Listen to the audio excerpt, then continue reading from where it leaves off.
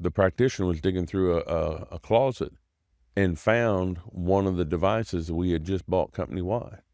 That facility had bought it many years ago. The person who bought it was long gone. Nobody even knew it was there. So that's the kind of stuff we have to realize. It's going to take some conversation, some relationship building, and some investigative work.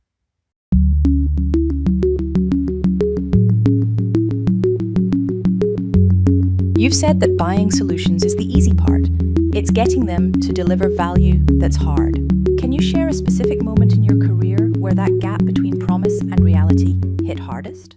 We had purchased a solution to help make a more user-friendly interface to a management system or a CMMS that we had, and had multiple inputs on the solution, what the solution needed to do, what it could do, what it would be.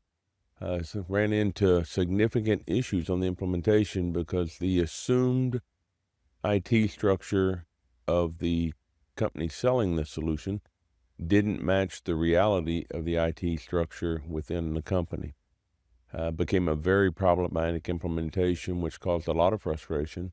And actually, the use of the product was somewhat then pushed back by the end users because of continued issues, that every time they tried to use it, something didn't work and had to work out that bug and had to work out that bug. So it was so problematic, we ended up canceling the project. And it all goes back to the due diligence of the seller to understand that the promises they're making are based upon the reality of what this has to set on, the platform that it has to work in. And without that due diligence, then you leave yourself open to the issues such as we found in that project. Practitioners are often the internal sellers, trying to get leadership to approve time, resources, and funding. What does a practitioner really need from a vendor to go fight that internal battle? First, a lot of vendors, when they come to you, they want to sell you a product that brings value. They all bring value. But they may or may not know what the internal culture is of the company they're selling into. So if you come into a company and you want to sell into a culture, you have to understand that culture to understand how to present your product. And it may be that you only present a part of your product to start the journey. If you come in and want to sell a end world hunger solution to a company that's still in the appetizer phase, it's not going to work, and you're going to have ultimate failure. Sadly, many predecessors of the folks that you're selling to have made those promises, and those have failed. So leadership has a bit of a tenured ear to listening that this tool is going to fix the problem. The reality is the proper use of the tool and the resources to support the tool and the people to take the data from the tool and use that to fix the problem is where you need to be. So it's got to be more than just, I'm going to sell you a solution to fix your problems. I'm going to sell you a solution that can give you the information to help you fix your problems. And it may be such that I got to address the skill set of the end users to be able to make the tool provide the value. I think it has to be an all-inclusive package when you go to sell it. So the practitioner, you come to me, I'm going to take your product and try to get funding for it.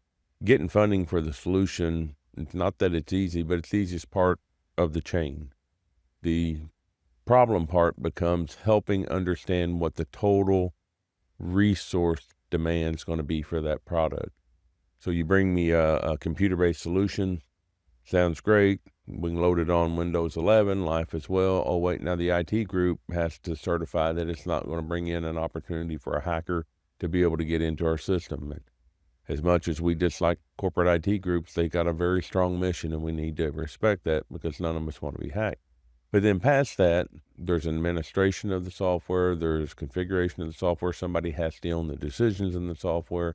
All those things have to be addressed. Well, who is that? And then if I'm going to deploy tablets or some type of hardware in the field, now somebody has to administer that, the security right. It's just a very big process.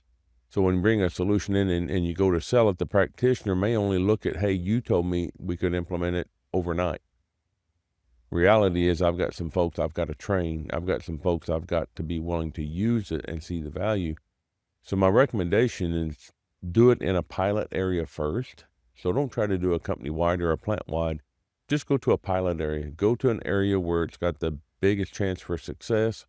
or the biggest opportunity to show its value, whichever one, and take a small group of folks and you let that pilot result, then launch the sale. And that will help both the person trying to sell the technology and the practitioner trying to implement the technology, because you can learn together, provide leadership the right information. Then when you get the project approved and bring the technology in, there's success for both teams, as opposed to, I got a good sale, I'm out of here, you're stuck with a bad technology that's not going to function. You draw a sharp line between what a technology can do and what it will do. Can you unpack that with an example? Maybe where something looked great in a demo, but collapsed under operational realities. AI is the biggest marketing hype out there today. I believe someday it will be where they claim it can be. Reality is, right now, AI is a pattern recognition software. I can recognize a pattern, and when I see that pattern, I know X is going to happen. If somebody comes in and tells me you've got a manufacturing facility with 35,000 assets that are and interact with each other and different control schemes, processes, yada, yada, yada, that system can't learn every possible failure or reaction across those 35,000 assets. So the reality has to be, in AI, quit telling me it's going to be able to predict this and I'll never have another failure, or give me that and I'll know that to correct before I have a failure. Tell me what it can do today. But some things it can really do today are just the hard black and white type stuff. I've got a bearing defect. Tell me I got a bearing defect. I don't need to analyze the bearing on every asset that's got a bad defect, because I don't have the resources or time to do it. I just need to know I've got a bad bearing. I need to change it before it fails. Or I've got a motor that's starting to consume more electricity for some reason. What's causing that? Or a temperature that's running hotter than normal. I just need to know to go address it. I don't need the promise that if we see this temperature increase and we see this current increase, then we're going to know this is going on and it's because of this control system downstream or upstream. We're not there yet to be able to have that capability, in my opinion. You mentioned past failures cast long shadows. How can a vendor help a practitioner overcome the memory of a previous rollout that burned the organization? First, they have to know what happened. So the reality is, with the head count turnover, the turnover of professionals we're seeing today, the person you're talking to may not know what ever happened. So do a bit of investigation, do a little bit of learning, ask questions about what's been done in the past that worked or didn't work, or understand the landscape, because one thing that doesn't turn over as much as the frontline folks or the intermediate management folks is a lot of the finance folks.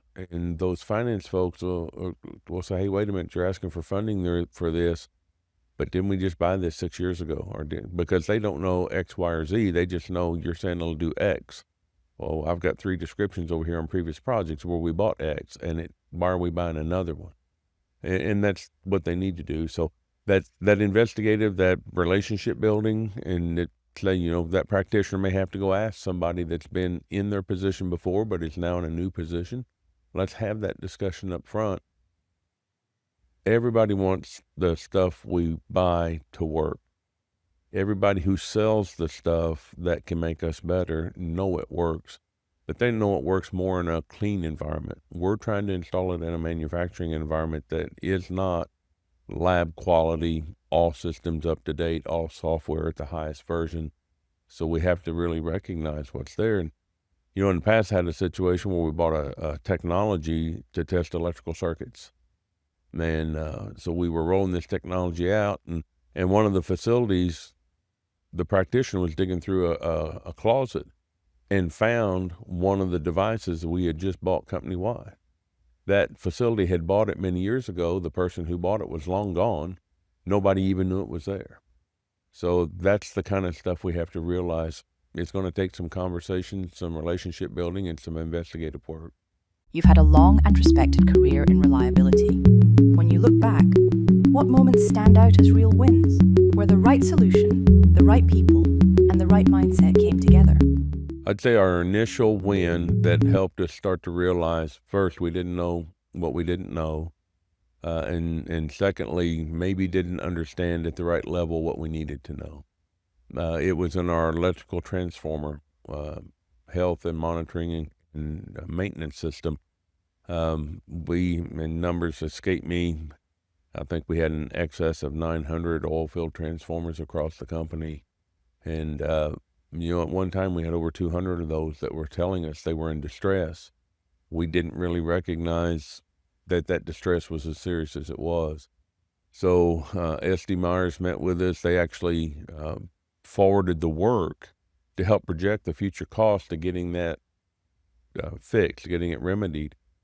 So met with a couple individuals there, sat down, went through a lot of work, and they assembled the information that I then could present to leadership to say, here we've got an issue, here we got a liability, and by facility, this is the maintenance money they're going to need to remedy this situation over 3 years.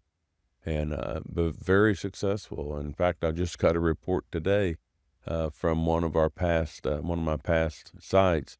They've achieved all transformers now are healthy. And that's phenomenal. That is absolutely phenomenal.